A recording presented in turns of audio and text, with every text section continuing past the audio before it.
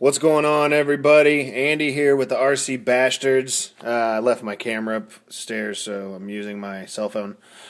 Just got done breaking in my brushed motor for my new E10 drift car, which eventually I'm going to turn into a touring car. For those of you that don't know the water break-in method, I guess I could run you guys through it so you know what I'm talking about. It's quite simple. A lot of people will take apart their entire car and move it aside. I mean, I guess you can do that. You don't have to. I mean, I don't understand the process for that. So go ahead and do that if you want to. But basically, all you got to do, unhook your motor, undo it all, take out everything, all that good stuff.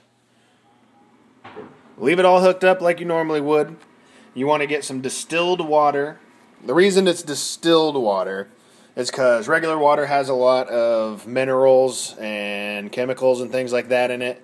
Those minerals are actually good conductors for electricity and can actually cause corrosion and stuff inside the motor. With distilled water, that's not going to happen. It has nothing in it, so you won't have to worry about any of that stuff.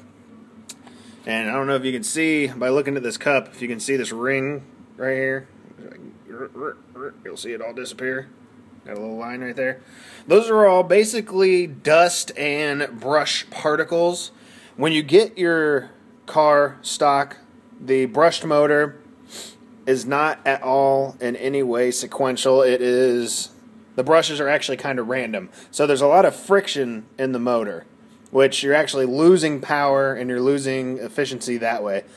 The quickest way to break in your motor, what you're going to want to do, get it distilled water, get a cup, you're going to take your motor and you're going to put it in the cup. You just want the motor fully submerged, that's it. You don't want to soak the wires all the way to the ESC or anything. Motor fully submerged, and then what you're going to do is you're going to turn your car on, then you're going to go over here to your receiver, turn it on, and with your motor in the water, you're going to set your throttle trim. You can go medium for a good 3 minutes, then I like to go on high for another 3 minutes, and just let your motor cook away inside the water, spinning and spinning and spinning. You'll see it churning the water up pretty good.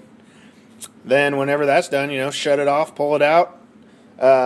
Get a can of compressed air if you want, but I don't need that. I have my own little air compressor to help blow all the water out, dry it all up. Then what you're going to want to do, either take some WD-40 or some good oil, whatever you want to use, and make sure you get both of the bearing sides there in the middle, and make sure those get oiled up pretty good.